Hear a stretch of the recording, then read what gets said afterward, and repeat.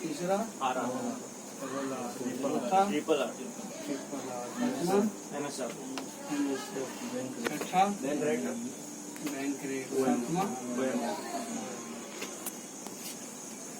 इसमें कहाँ तक हो गया था या कहाँ से पढ़ना या फिर उस पढ़ना?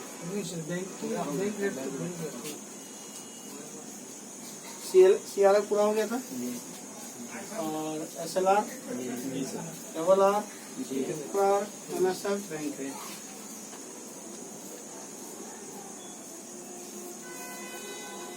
मैंने एक मैप बनाया था RBI इसको जाएगा बैंक ये देता भी है और लेता भी लेता भी। सपोज ये दिया और ये दिया। RBI क्या क्या देता है इसको RBI बैंक को? सबसे पहले बैंक रेट,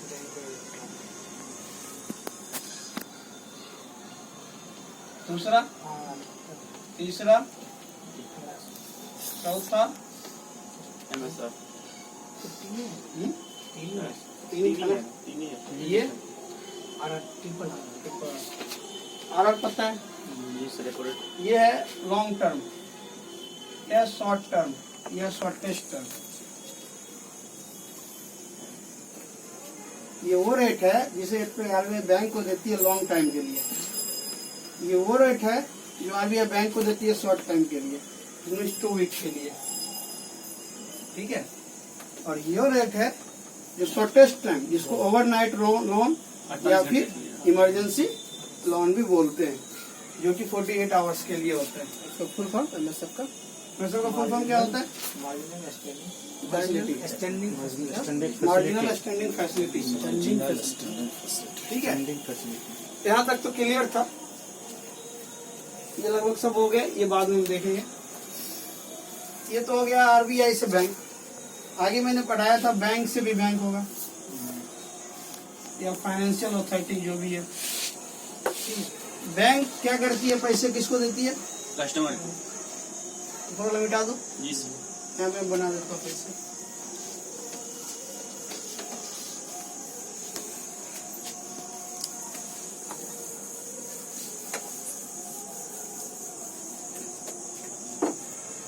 सबसे ऊपर कौन है? RBI किसको देगी पैसा? बैंक को। बैंक को। दोनों काम बैंक से भी बैंक को दे सकती है, ले सकती है। बैंक या फाइनेंशियल अथॉरिटी जो भी है, ये किसको देगी? कस्टमर्स को, या फिर कस्टमर से लेगी भी। इसमें हमने क्या क्या पढ़ा था? कौन सा रेट? Bank rate. बोलते रहोगे तुम्हारी रिवाइज हो जाएगा और फिर तुमको घर में पढ़ने की जरूरत नहीं पड़ेगी। ठीक है। Repo rate, double R MSF। ये जो देती है, जिस रेट पे देती है उसको कॉल रेट बोलते हैं, और जिसके थ्रू देती है उसको बोलते हैं कॉल मार्केट। ये क्वेश्चन आता है, ठीक है। कॉल मार्केट, और जिस रेट पर देगी उसको बोलेंगे कॉल रेट। आगे पढ़ेंगे कॉल रेट होता है क्या, ठीक है। बैंक टू कस्टमर, बैंक क्या क्या प्रोवाइड करती है कस्टमर को? ये तो ये देता है, FD कस्टमर देता है bank. Credit account, debit account customer देती है बैंक को। बैंक क्या देती है कस्टमर को? बेस रेट देता है। New account MCLR, base rate, MCLR, PLR, BRI, और एक बनाया था ट्रेजर रेट। ठीक है, इसके बारे में आज डिस्कस करेंगे। ये हमने कल नहीं किया था, किया था। अब कस्टमर क्या क्या देती है? FD, RD, saving accounts, current accounts, ये सब तरीके से कस्टमर बैंक को पैसा देती है, और बैंक जो है कस्टमर को ये सब चीज देती है। ठीक है, RBI इसको देती है और ये इसको देती है। यहाँ तक हमने कल पढ़ लिया था। RBI जो बैंक को देती है, bank rate, double R, MSF या ट्रिपल आर। सर इसमें चेक भी आएगी? चेक बोले तो चेक तो बस ट्रांजेक्शन के लिए GS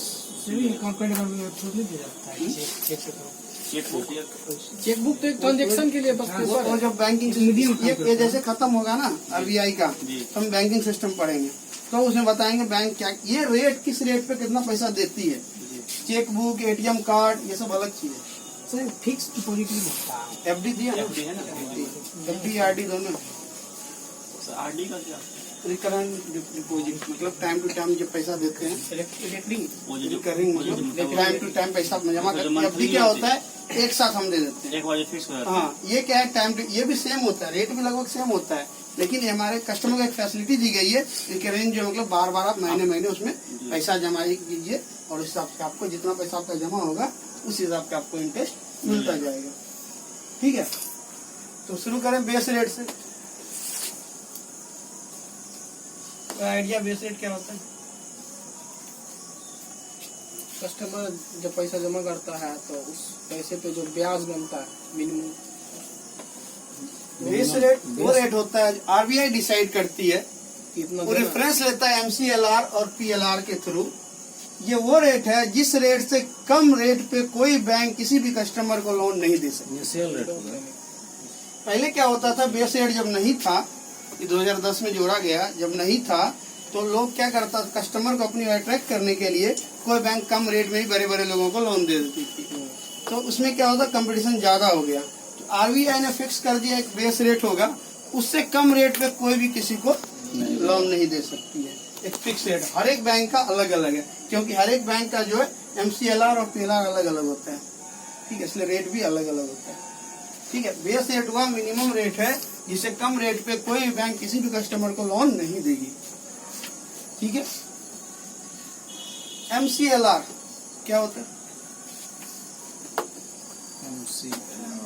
marginal cost lending rate, marginal cost of lending rate.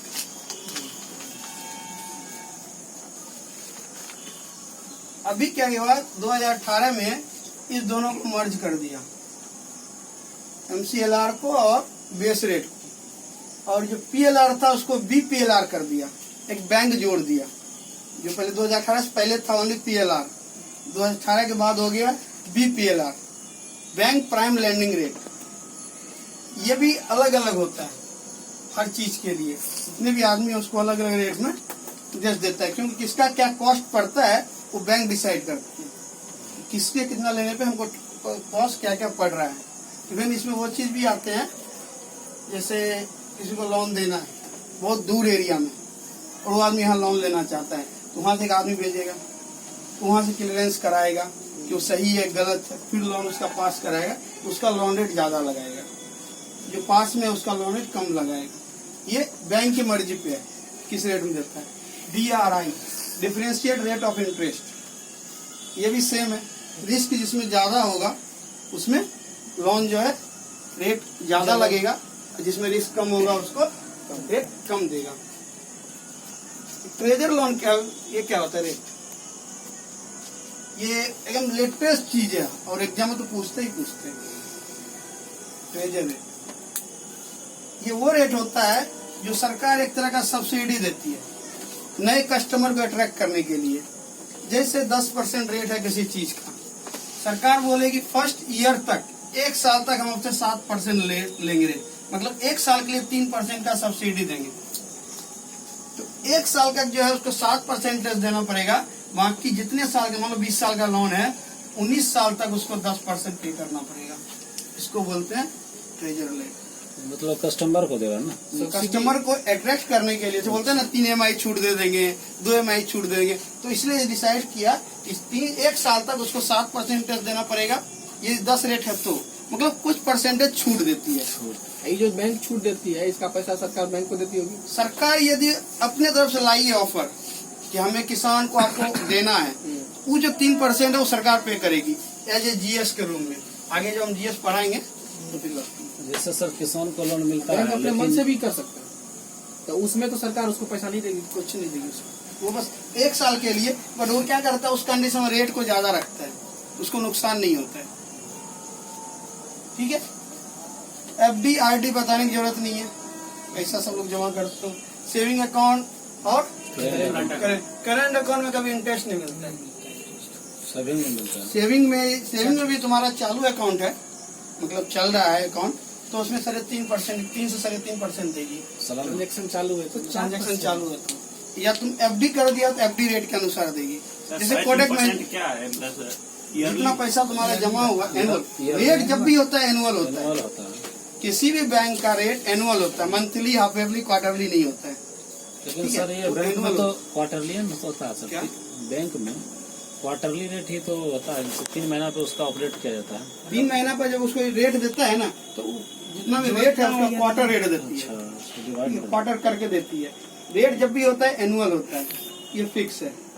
Sir उसका भी एक फिक्स होगा, इतना होने के बाद ही वो देगी, या इतना का कम होने के बाद नहीं देगी। मतलब जैसे रुपया मतलब फिक्स हाँ, सेविंग अकाउंट में जैसे कोटक महिंद्रा का है, वो बोलता है कि 10,000 रुपया आपको फिक्स रखना है, इसे कम रखिएगा तो कुछ चार्जेस लगेंगे। उसका एक और बेनिफिट है, करंट अकाउंट में या सॉरी सेविंग अकाउंट में ही उसने क्या कर रखा है जी, अब 1 लाख रुपया रखते हैं तो आपको हम 6% इंटरेस्ट देंगे। एफडी के तौर पे नहीं, normal saving account. Normal saving account आप खुलवाते हैं और आपका अकाउंट यदि 1 लाख रुपया मेंटेन करती है तो आपको 6% इंटरेस्ट देंगे। अभी तक जितनी बैंक है वो सबसे ज्यादा है कोटक महिंद्रा। कोटक महिंद्रा का। ठीक है, बाकी जितनी बैंक है सब 3 से 3.5% के बीच में देती है। ठीक है, चाहे कितना भी रुपया अकाउंट में रहे, कुछ भी दे, कुछ फर्क नहीं पड़ता। सालाना 3%। Marginal cost of landing rate,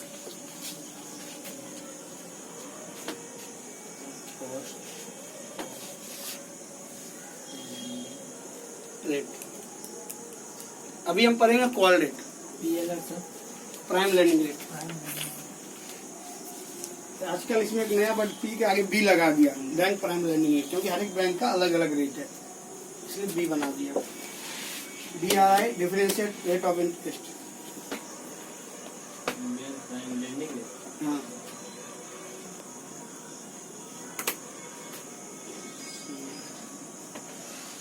differentiate rate of interest.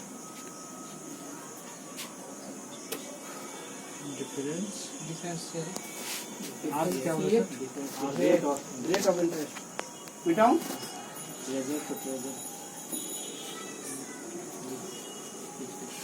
मिटा दूं? अभी पढ़ेंगे थोड़ा सा कॉल रेट, उसके बाद फिर पढ़ेंगे सीधे OMO। Marketing operation.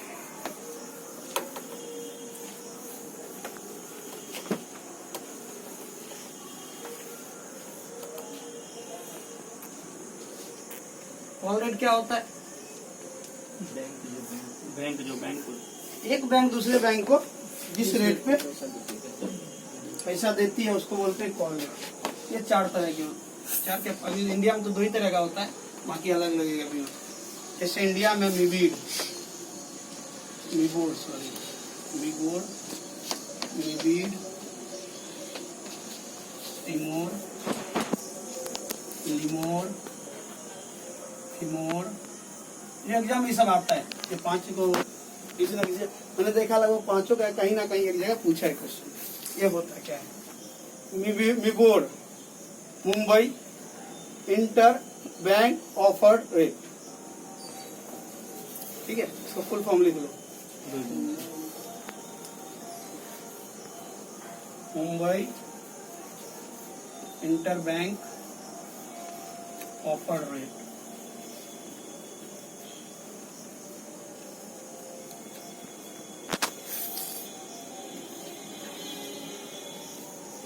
कोई बैंक एक दूसरे के बैंक को जब देती है तो रेट बताती है, भाई तुमको इस रेट में हम देंगे, तुमको लेना है तो, नहीं लेना है तो मत लो।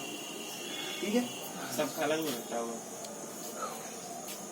मिबीड, मुंबई इंटर बैंक बीड,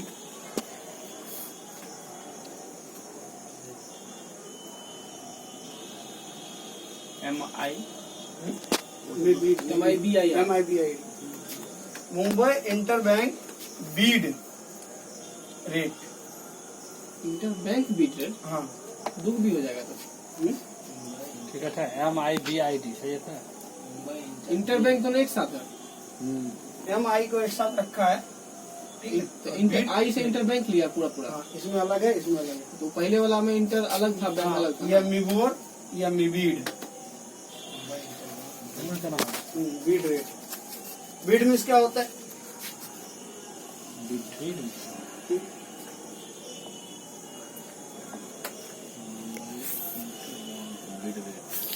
बीड मतलब होता है बोली लगाना। इसमें बोली लगती है, कौन क्या रेट देगा उसको हम देंगे। जैसे एक बैंक दे रहा है, दूसरा बैंक 10 बैंक आ गया लेने के लिए, बोलेगा तुम मुझे ज्यादा जरूरत है, मुझे जो है लिमोर लिखे सर, लिमोर। हाँ लिमोर। हाँ सर क्या बोलती है वो? लिबोर, लिमोर नहीं लिबोर, यही सेम है। और बोर से है सिर्फ LI हो, L लग गया, LFT। सर ये MIBR सेम है। जिसको ज्यादा जरूरी है वो ज्यादा रेट पे लगी। वो ज्यादा रेट पे लेगी। वहाँ सर लास्ट में क्या है? फिमोर। लिमोर। उसमें भी तो बी रहेगा, उसमें भी तो बी रहेगा। हाँ FIBOR M नहीं है, फिबोर है सब। FIBOR फिबोर, ये भी है टिबोर। टिमोर के बाद टिबोर के बाद टिबोर, टिबोर सब में BOR। टिबोर, ये लिबोर। IBOR सेम है, लिबोर है, LIBOR। बाकी जो है सब में चेंज है। ठीक है, इसमें क्या होता है, बोली लगाते हैं बीड का। बीड मतलब बोली लगाना, जो जिस रेट में चला गया उस रेट में इंटरेस्ट रेट पे उसको दिया जाएगा। जिसको ज्यादा जरूरी है अपना कुछ भी रेट और कॉल रेट कोई भी जाएगा कॉल मार्केट में, ये भी शॉर्ट टाइम में होता है, 2 वीक्स का होता है। ये भी इसका ड्यूरेशन जो होता है 2 वीक्स होता है। 2 वीक्स 2 सप्ताह के लिए लोन देती है मैक्सिमम। मैक्सिमम। आगे चाहिए पैसा वापस लीजिए, फिर नया शुरू कीजिए। यदि मिबीड है तो फिर आपको इंटरेस्ट फिर से बोली लगेगी। यदि रेट कम हुआ, हाँ रेट चारों में होता है कि ये ऑफर रेट है, ये ऑफर बैंक डिसाइड करेगी। वो जो 2 वीक्स लिखे हैं ये सब के लिए, पूरा कॉल मार्केट के लिए ये पूरा कॉल मार्केट के तहत हो रहा है। तो कॉल मार्केट का ही रूल है कि 2 वीक्स के लिए हम आपको लोन देंगे। ठीक है। टिमोर में सिर्फ T लगा हुआ है, टिमोर में। L में लंदन लगा हुआ है, F में फ्लैग कार्ड लगा हुआ है, फ्लैग कार्ड। टी का मतलब सर टोक्यो। टोक्यो क्या लिखेंगे? टोक्यो लिखेंगे। टोक्यो लिख दो, बाकी ये लिख दो। ये सब इंटरनेशनल हो गया। हाँ, ये तीनों इंटरनेशनल है। Tokyo interbank. सर इंटरबैंक एक फ्रैंक साथ है कैट। सर, हाँ इंटरबैंक एक साथ है। हाँ, इंटरबैंक एक साथ। ऊपर टिमोर लिमोर में तो अलग अलग है इंटरबैंक। तो अलग अलग लिखे, इंटर एक्चुअली क्या है, तुम अलग भी लिखेगा फर्क नहीं पड़ता है। एक साथ नीचे वाला में फर्क पड़ रहा है नीचे वाला में फर्क पड़ रहा है, क्योंकि एक ही है ये। वही तो। ये बीड वाला ना, हाँ, ये बॉम्बे में ही फर्क है। पड़ रहा है। बाकी में कोई interbank offered rate. Interbank offered rate. London. T से टोक्यो हो गया, L से लंदन। बैंक कार्ड F से सर 4 बार लिखेगा तो भी याद ही हो जाए। फ्रैंकेट। फ्रैंकेट मिटा दूं? बीड बीड बीड बीड लास्ट में भी है। हाँ, बीड मतलब एक बीड सबसे ही बीड कर दिया उसने। सर एफ क्या बोले? फ्रैंकेट। BID पूरा का पूरा BID लिख दिया ना। बीड कर दिया। इसमें सर क्वेश्चन कैसे बनता होगा? बताऊंगा। इसमें क्या करेगा, जैसे मान लो पूछ दिया सिर्फ बीड का, यदि कॉल रेट के तहत बीड में दी जाने वाली है उसका नाम क्या है, ये सारा ऑप्शन में रहेगा। उनको पता होना चाहिए कि बीड के तहत तो बोली लगा के लोन देने वाली जो संस्था उसका नाम क्या है, कॉल रेट करने का या कॉल मार्केट में, उसको बोलेगा बीड। संस्था हुआ। हाँ, ये इसका हिस्सा है। संस्था थोड़ी हो सकता है, मतलब बैंक का ही है। बैंक जो है, कोई बैंक इसके थ्रू ही लोन देती है। प्रोसीजर हो सकता है संस्था कैसे होगा? ये जो कॉल रेट है ना, इसके तहत ये 4 से 5 सिस्टम है, जिसके तहत वो मार्केट है। लेकिन इसका एक टूल्स है, इसके थ्रू तुम इसको ले सकता है। वही तो संस्था मतलब अलग चीज है। संस्था नहीं, मतलब टूल्स है, तुम इसके थ्रू ले सकता है। वो एड है इसको, ये सबको अपना हाँ, यदि तुम इसके थ्रू लेता है ऑफर रेट, जाओ जो रेट चल रहा है वो रेट ले लो। ये रेट के थ्रू लेना है तो तुमको पता करना है क्या रेट चलेगा, ठीक है। ये बाकी तो सेम ही है, ये सब में अभी भी रेट फिक्स रहेगा। हाँ सब में फिक्स, सब ऑफर रेट है, ठीक है। बता दूं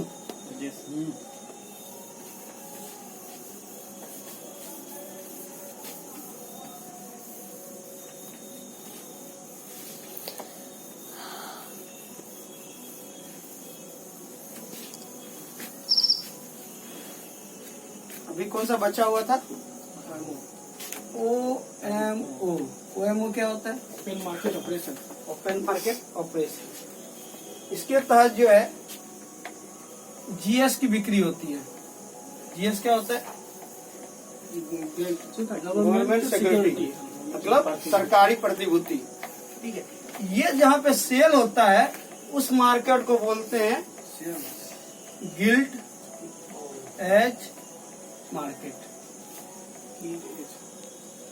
ठीक है। ये क्वेश्चन पूछता है, गिल्ट है। हाँ, GILT गिल्ट एज मार्केट, जहाँ पे ये सेल होती है, इसके तहत इसकी सेल होती है। जहाँ सेल होती है उसको बोलते हैं गिल्ट एज मार्केट।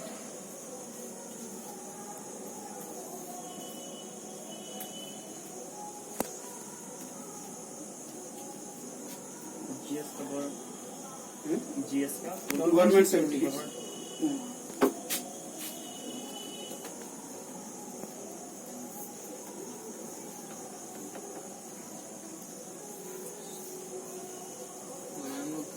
गवर्नमेंट क्या है? Open market operation. Securities.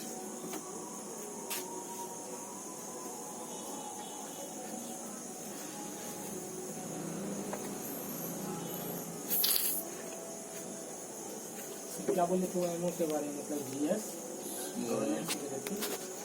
OMO जो है क्या है? Open market operation.